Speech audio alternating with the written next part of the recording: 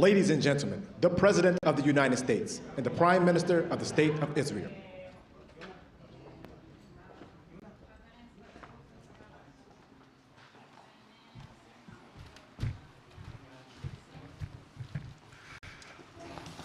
Thank you very much.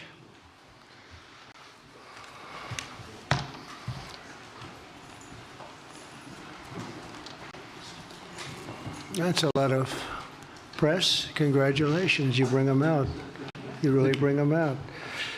Today, I'm delighted to welcome Israeli Prime Minister Benjamin Netanyahu back to the White House. It's a wonderful feeling and a wonderful event. We had fantastic talks, and thank you very much with your staff.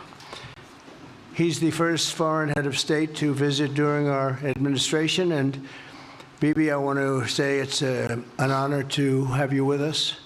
Over the past 4 years, the U.S. and the Israeli alliance has been tested more than any time in history. But the bonds of friendship and affection between the American and Israeli people have endured for generations, and they are absolutely unbreakable. They are unbreakable. I'm confident that under our leadership, the cherished alliance between our two countries will soon be stronger than ever. We had a great relationship. We had great victories together 4 years ago. Not so many victories over the past 4 years, however. In my first term, Prime Minister and I forged a tremendously successful partnership that brought peace and stability to the Middle East like it hadn't seen in decades. Together, we defeated ISIS. We ended the disastrous Iran nuclear deal, one of the worst deals ever made, by the way, and imposed the toughest ever sanctions on the Iranian regime. We starved Hamas and Iran's other terrorist proxies, and we starved them like they had never seen before. Resources and support disappeared for them. I recognized Israel's capital, opened the American embassy in Jerusalem, and got it built, by the way. Built it too, just not only designated it, but got it built at a price that nobody's seen for 40 years. We got it built, it's beautiful, all Jerusalem stone, right from nearby, and it's something that's very special. And recognized Israeli sovereignty over the Golan Heights, something that they talked about for 70 years, and they weren't able to get it, and I got it. And with the historic Abraham Accord, something that was really an achievement that was, I think, going to become more and more important because we achieved the most significant Middle East peace agreements in half a century, but the Abraham Accords in particular, and I really believe that many countries will soon be joining this amazing peace and economic development transaction. It really is a big economic development transaction. I think we're going to have a lot of people signing up very quickly. Unfortunately, for 4 years, nobody signed up. Nobody did anything for 4 years except in the negative.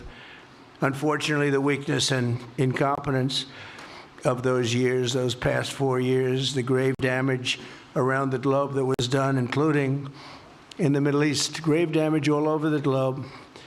The horrors of October 7th would never have happened if I were president. The Ukraine and Russia disaster would never have happened if I were president. Over the past 16 months, Israel has endured a sustained, aggressive, and murderous assault on every front, but they fought back bravely. You see that, and you know that. What we have witnessed is an all-out attack on the very existence of a Jewish state in the Jewish homeland. The Israelis have stood strong and united in the face of an enemy that has kidnapped, tortured, raped, and slaughtered innocent men, women, children, and even little babies. I want to salute the Israeli people for meeting this trial with courage and determination and unflinching resolve. They have been strong. In our meetings today, the Prime Minister and I focused on the future, discussing how we can work together to ensure Hamas is eliminated and ultimately restore peace to a very troubled region. It's been troubled, but what's happened in the last 4 years has not been good. I want to thank Prime Minister Netanyahu for working closely with my transition team, the Special Envoy Steve Witkoff, who's here somewhere. Steve? Stand up, Steve, please. What a job you've done. What a good job you've done. Proud of you. Done a fantastic job. National Security Advisor Mike Waltz. Thank you, Mike, for working so well with us. Thank you. We have, in addition, Marco Rubio, who is on the phone right now, listening to every single word that we say, and he's going to be great. And Pete, congratulations. And Scott, congratulations. I see you're here. And Caroline's been doing a great job. She's really probably talked about more than anybody here. She's done a fantastic job, and thank you very much, Caroline. We're proud of you. But we'll only be satisfied when all of these problems are solved, and we have the team to solve them, and that's going to happen. And it's going to happen, I think, very quickly. I also strongly believe that the Gaza Strip, which has been a symbol of death and destruction for so many decades, and so bad for the people anywhere near it, and especially those who live there, and frankly, who's been really very unlucky. It's been very unlucky. It's been an unlucky place for a long time. Being in its presence just has not been good, and it should not go through a process of rebuilding and occupation by the same people that have really stood there and fought for it and lived there and died there and lived a miserable existence there. Instead, we should go to other countries of interest with humanitarian hearts, and there are many of them that want to do this, and build various domains that will ultimately be occupied by the 1.8 million Palestinians living in Gaza, ending the death and destruction and, frankly, bad luck. This can be paid for by neighboring countries of great wealth. It could be 1, 2, 3, 4, 5, 7, 8, 12. It could be numerous sites, or it could be one large site. But the people will be able to live in comfort and peace, and we'll make sure something really spectacular is done. They're going to have peace. They're not going to be shot at and killed and destroyed like this civilization of wonderful people has had to endure. The only reason the Palestinians want to go back to Gaza is they have no alternative. It's right now a demolition site. This is just a demolition site. Virtually every building is down. They're living under fallen concrete that's very dangerous and very precarious. They instead can occupy all of a beautiful area with homes and safety, and they can live out their lives in peace and harmony instead of having to go back and do it again. The U.S. will take over the Gaza Strip, and we will do a job with it, too. We'll own it and be responsible for dismantling all of the dangerous unexploded bombs and other weapons on the site, level the site and get rid of the destroyed buildings, level it out, create an economic development that will supply unlimited numbers of jobs and housing for the people of the area. Do a real job, do something different. Just can't go back. If you go back, it's going to end up the same way it has for 100 years. I'm hopeful that this ceasefire could be the beginning of a larger and more enduring peace that will end the bloodshed and killing once and for all. With the same goal in mind, my administration has been moving quickly to restore trust in the alliance and rebuild American strength throughout the region. And we've really done that. We're a respected nation again. A lot's happened in the last couple of weeks. We are actually a very respected nation again. I ended the last administration's de facto arms embargo on over $1 billion in military assistance for Israel. And I'm also pleased to announce that this afternoon, the United States withdrew from the anti-Semitic UN Human Rights Council and ended all of the support for the UN Relief and Works Agency, which funneled money to Hamas and which was very disloyal to humanity. Today, I also took action to restore a maximum pressure policy on the Iranian regime, and we will once again enforce the most aggressive possible sanctions, drive Iranian oil exports to zero, and diminish the regime's capacity to fund terror throughout the region and throughout the world. We had no threat when I left office. Iran was not able to sell oil.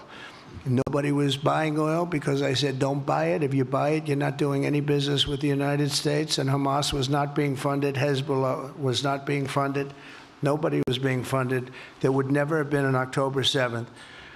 2 weeks ago, I once again designated the Houthis as a terrorist organization. They're trying to destroy world shipping lanes, and that's not going to happen. And over the weekend, I ordered airstrikes against senior ISIS leaders hiding in the caves of Somalia and took them out. Here in America, we've begun the process of deporting foreign terrorists, jihadists, and Hamas sympathizers from our soil, just as we have people that are extremely evil, and we're sending them out of our country. They came from jails. They came from mental institutions and insane asylums, and they were dumped into our country. They're gang members.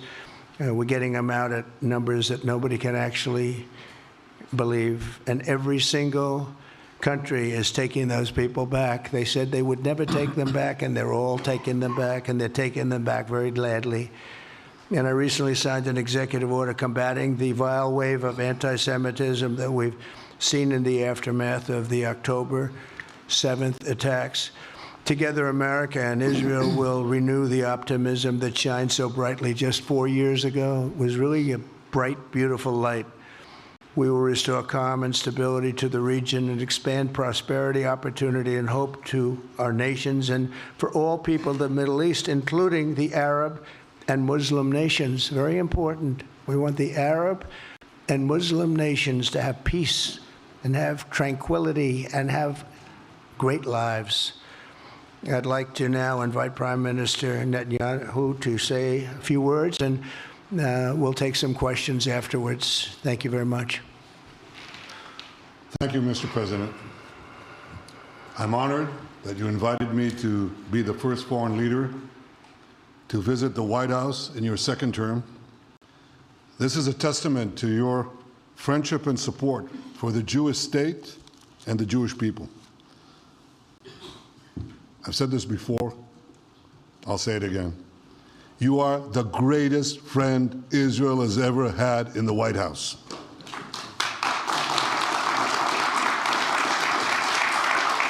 And that's why the people of Israel have such enormous respect for you.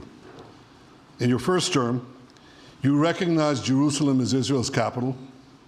You moved the American embassy there. You recognized Israel's sovereignty over the Golan Heights.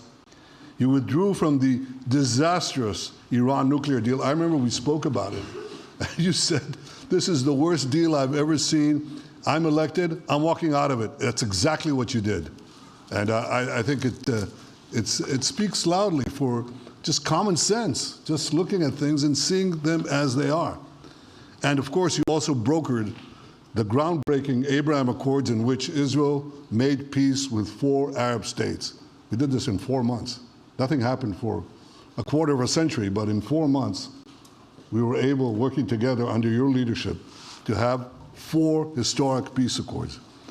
And now in the first days of your second term, you picked up right where you left off.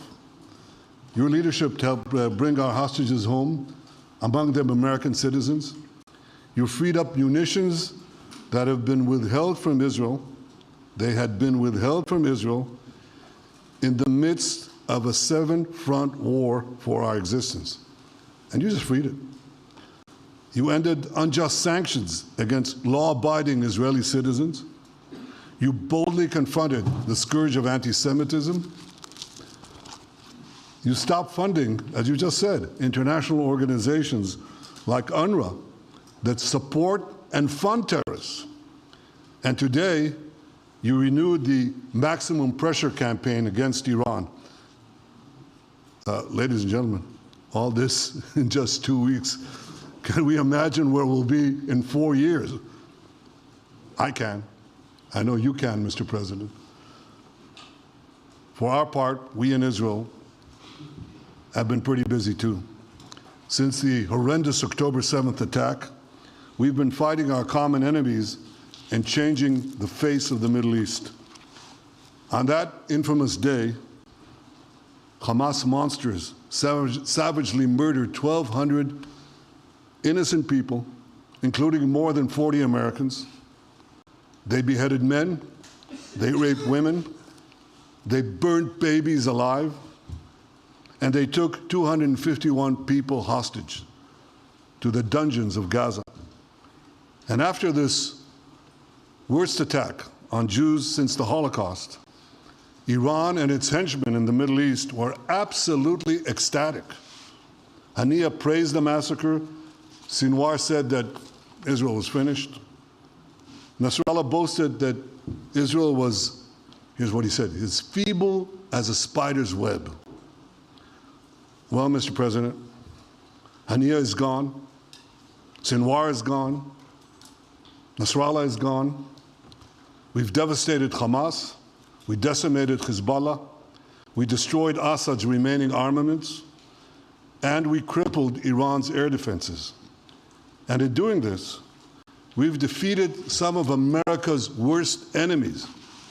We took out terrorists who were wanted for decades for shedding rivers of American blood, including the blood of 241 Marines murdered in Beirut. We accomplished all this with the indomitable spirit of our people and the boundless courage of our soldiers. The Bible says that the people of Israel shall rise like lions, and boy did we rise. Today, the roar of the Lion of Judah is heard loudly throughout the Middle East. Israel has never been stronger, and the Iran terror axis has never been weaker. But as we discussed, Mr. President, to secure our future and bring peace to our region, we have to finish the job. In Gaza, Israel has three goals: destroy Hamas's military and governing capabilities, secure the release of all of our hostages, and ensure that Gaza never again poses a threat to Israel. I believe, Mr. President, that your willingness to puncture conventional thinking that has failed time and time and time again, your willingness to think outside the box with fresh ideas will help us achieve all these goals. And I've seen you do this many times. You cut to the chase. You see things others refuse to see. You say things others refuse to say. And after the jaws drop, people scratch their heads and they say, you know, he's right. And this is the kind of thinking that enabled us to bring the Abraham Accords. This is the kind of thinking that will reshape the Middle East and bring peace. We also see eye to eye on Iran. That's the same Iran that tried to kill us both. They tried to kill you, Mr. President. They tried through their proxies to kill me. We're both committed to rolling back Iran's aggression in the region and ensuring that Iran never develops a nuclear weapon. Mr. President, ladies and gentlemen, Israel will end the war by winning the war. Israel's victory will be America's victory. We will not only win the war, working together, we will win the peace. With your leadership, Mr. President, and our partnership, I believe that we will forge a brilliant future for our region and bring our great alliance to even greater heights. Thank you. Thank you very much, baby. Very nice. Thank you. And J.D. Vance, everybody. J.D., please, Vice President, stand up. He's been doing a good job. He's been working very hard on all things, but this in particular. We'll take some questions, please. Yes, ma'am. Go ahead, please. Go ahead. Yeah, go ahead. Mr. President, can a normalization deal with Saudi Arabia be achieved without the acknowledgement of a Palestinian state? That question for you too, Mr. Prime Minister. And Mr. President, given what you've said about Gaza, did the U.S. send troops to help secure the security vacuum? So Saudi Arabia is going to be very helpful, and they have been very helpful. They want peace in the Middle East. It's very simple. We know their leader and their leaders very well. They're wonderful people, and they want peace in the Middle East. As far as Gaza is concerned, we'll do what is necessary. If it's necessary, we'll do that. We're going to take over that peace, and we're going to develop it, create thousands and thousands of jobs, and it'll be something that the entire Middle East can be very proud of. But everybody feels that continuing the same process that's gone on forever, over and over again, and then it starts, and then the killing starts, and all of the other problems start, and you end up in the same place, and we don't want to see that happen. So by the United States, with its stability and strength, owning it, especially the strength that we're developing and developed over the last fairly short period of time, I would say really since the election, I think we'll be a keeper of something that is very, very strong, very powerful, and very, very good for the area, not just for Israel, for the entire Middle East. Very important. And we'll, again, have thousands of jobs, and there'll be jobs for everyone, not for a specific group of people, but for everybody. Okay, please. I think peace between Israel and Saudi Arabia is not only feasible, I think it's going to happen. I think if we had another half a year in your first term, it would have already happened. True. Many, many more, I agree, many more nations. I think you can't prejudge and pre-guess how we'll achieve it, but I'm committed to achieving it. And I know the President is committed to achieving it, and I think the Saudi leadership is interested to achieve it. So we'll give it a good shot, and I think we'll succeed. Yeah, please, go ahead. First of all, President Trump, did you hear from Prime Minister Netanyahu at your meeting guarantees that the ceasefire will hold, including phase 2, and Prime Minister Netanyahu agreed with you. Why are you refusing to set up a national commission to investigate failures of the process? Well, I can't tell you whether or not the ceasefire will hold. We've done, I think, a very masterful job. We weren't helped very much by the Biden administration, I can tell you that. But we've gotten quite a few hostages out. We're going to get more out. But we're dealing with very complex people. And we are going to see whether or not it holds. We certainly want to have more come out. They've come out damaged in many ways, damaged, very damaged people. But they're going to get better, and they're going to be strong, and they're going to have a good life. And we hope to get as many as possible out. Whether or not it holds, I don't know. We hope it holds. We hope it holds. I think that at the appropriate time, which I think will enable us to really investigate what happens, what were the causes of the failures, by an independent commission that will be accepted by the majority of the people. We don't want it accepted by one half of the people and not the other. I think we should have it, and we should find out exactly what happened. I'm insisting on it. And believe me, it'll surprise a lot of people when it happens. Kelly, go ahead. You are outlining something that is really quite striking tonight. You are talking about... Thank you, Mr. President, Mr. Prime Minister. You are talking tonight about the United States taking over a sovereign territory. What authority would allow you to do that? Are you talking about a permanent occupation there, redevelopment? And Mr. Prime Minister, do you see this idea as a way to expand the boundaries of Israel and to have a longer peace, even though the Israeli people know how important that land is to you and your citizens, just as the space is inherited by the Palestinians as well? I do see a long-term ownership position, and I see it bringing great stability to that part of the Middle East and maybe the entire Middle East. And everybody I've spoken to, this was not a decision made lightly. Everybody I've spoken to loves the idea of the United States owning that piece of land, developing and creating thousands of jobs with something that will be magnificent in a really magnificent area that nobody would know. Nobody can look because all they see is death and destruction and rubble and demolished buildings falling all over. It's just a terrible sight. I've studied it. I've studied this very closely over a lot of months, and I've seen it from every different angle. And it's a very, very dangerous place to be, and it's only going to get worse. And I think this is an idea that's gotten tremendous, and I'm talking about from the highest level of leadership, gotten tremendous praise. And if the United States can help to bring stability and peace in the Middle East, we'll do that. Bibi? I mentioned again tonight our three goals. And the third goal is to make sure that Gaza never poses a threat to Israel again. President Trump is taking it to a much higher level. He sees a different future for that piece of land that has been the focus of so much terrorism, so many attacks against us, so many trials and so many tribulations. He has a different idea. And I think it's worth paying attention to this. We're talking about it.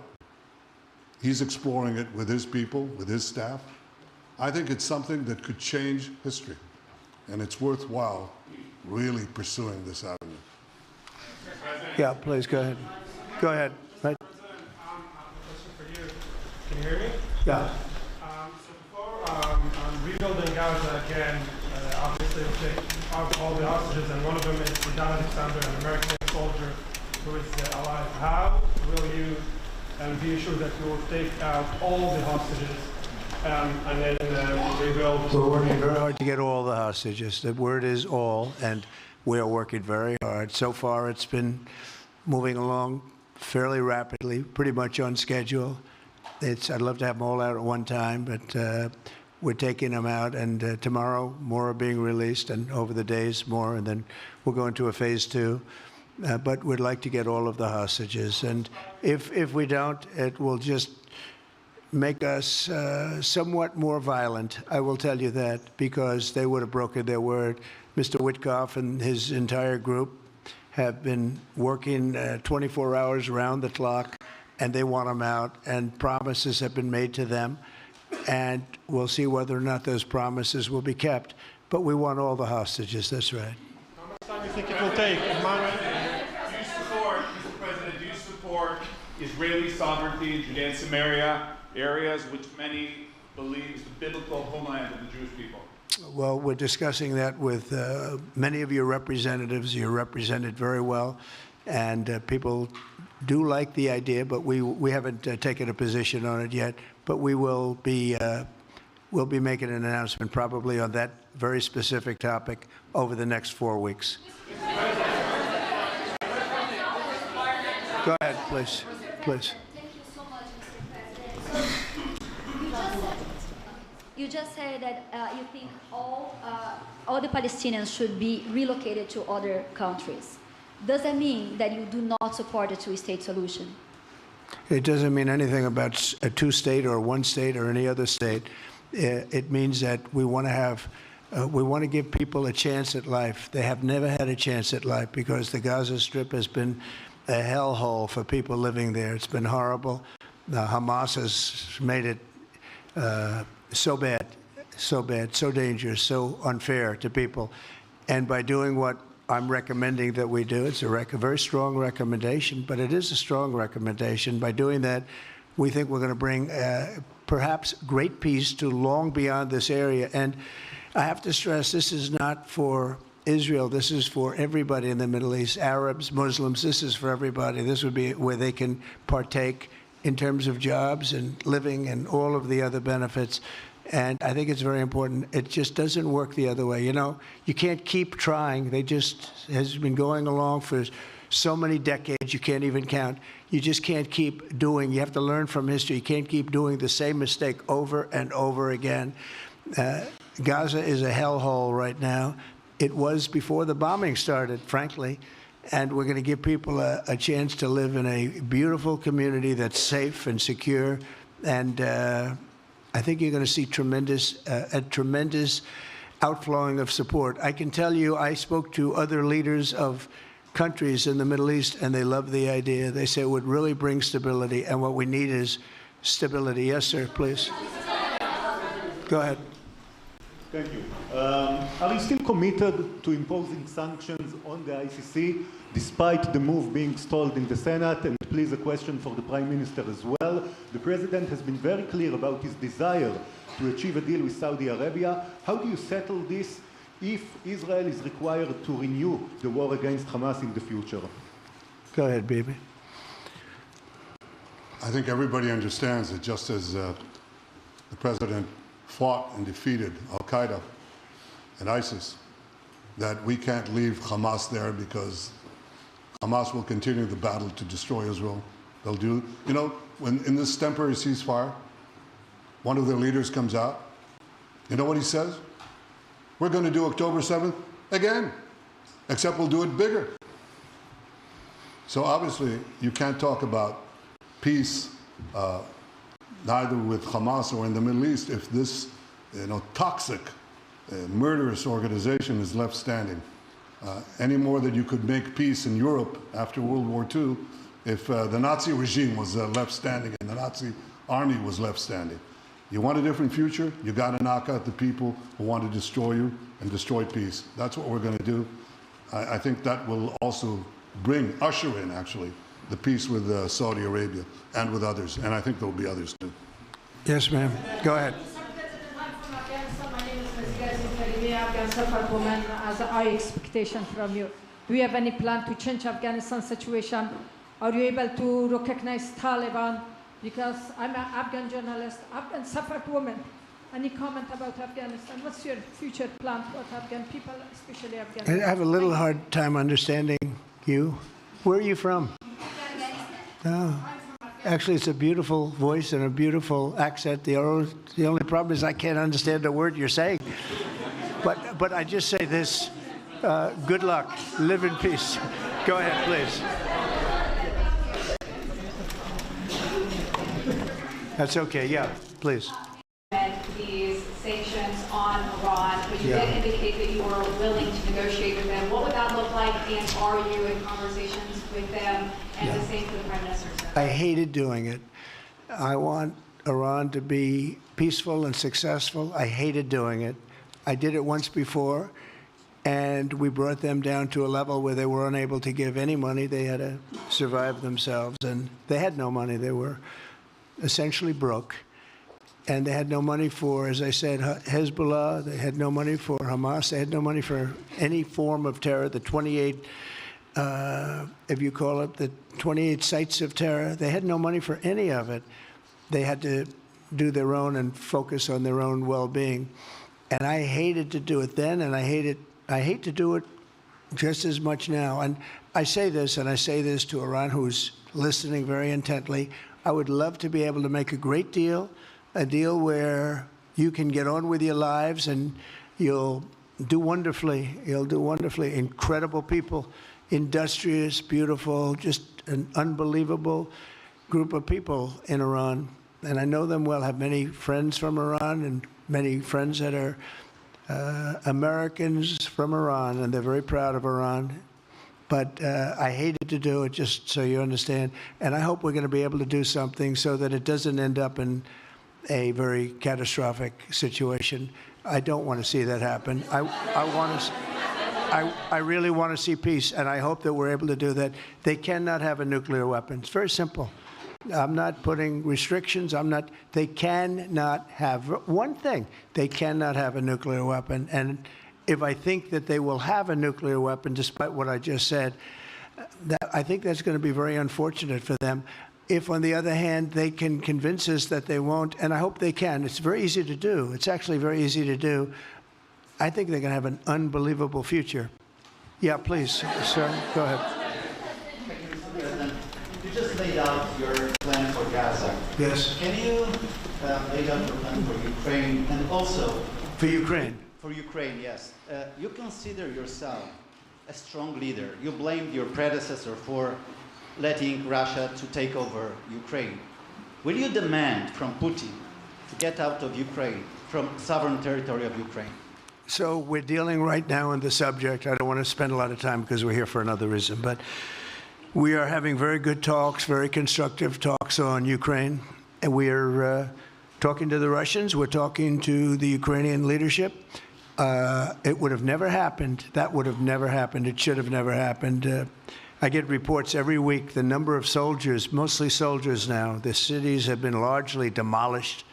You talk about a very sad sight to see. We talk Gaza. Well, many of these cities look as bad as Gaza and worse, what's happened to them. And I want to see that end. And I want to see it end for one simple reason, the life of young people being absolutely obliterated on both sides. You probably have 700,000 Ukrainian soldiers dead, 800,000, maybe more Russian soldiers dead.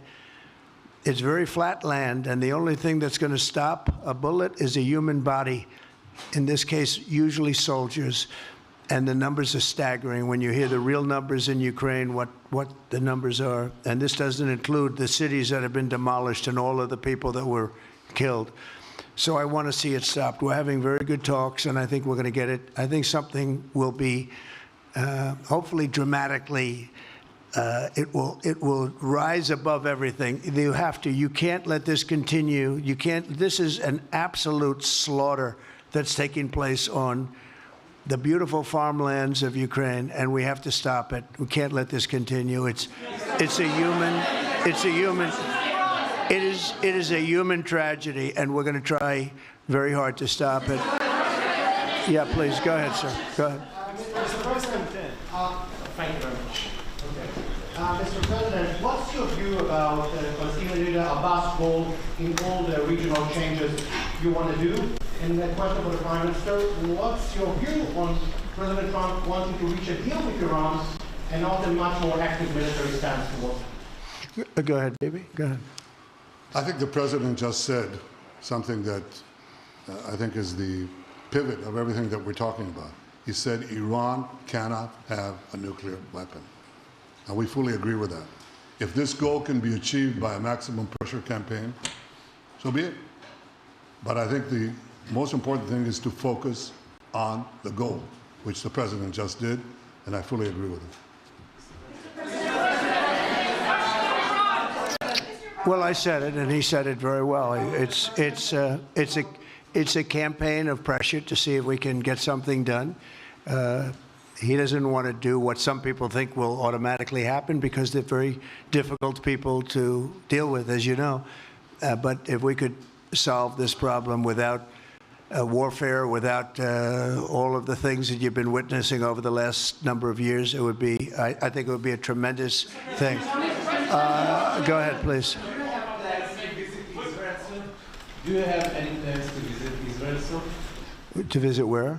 Israel and Gaza. Oh, well, I love Israel. I will visit there, and I'll visit Gaza, and I'll visit Saudi Arabia, and I'll visit other places all over the Middle East. The Middle East is an incredible place, so vibrant, so it's just one of the really beautiful places and with great people. And I think a lot of bad leadership has taken place in the Middle East that's allowed this to happen. It's just terrible. And that includes on the American side, by the way. We should have never gone in there a long time ago, spent trillions of dollars and created so much death. So that includes Americans. But yeah, I'll be visiting a lot of different places in the Middle East. I've been invited everywhere, but I will be visiting some, yeah. Okay. Let's go. Caitlin, go ahead. Caitlin. Thank you so much, President Trump. Caitlin, go ahead. On what you were saying there. Say it. Go ahead, please. Just to follow up on what you were saying about the Gazans leaving Gaza, going to other countries. One, where exactly are you suggesting that they should go? And two, are you saying they should return after it's rebuilt? And if not, who do you envision living there? I envision a world, people living there, the world's people. I think you'll make that into an international, unbelievable place. I think the potential in the Gaza Strip is unbelievable. And I think the entire world, representatives from all over the world will be there, and they'll live there. Palestinians also. Palestinians will live there. Many people will live there. But they've tried the other, and they've tried it for decades and decades and decades. It's not going to work. It didn't work. It will never work.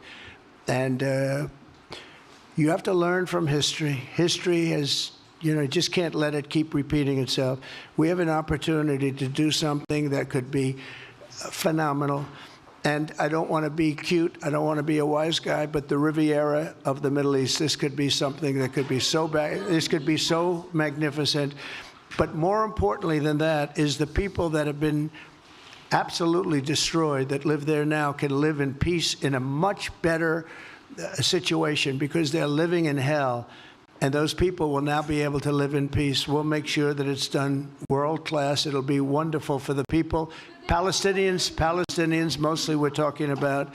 And I have a feeling that despite them saying no, I have a feeling that the king in Jordan and that the general president, but that the general in Egypt will open their hearts and will give us the kind of land that we need to get this done, and people can live in harmony and in peace. Thank you all very much. Thank you. Thank you very much. Thank you.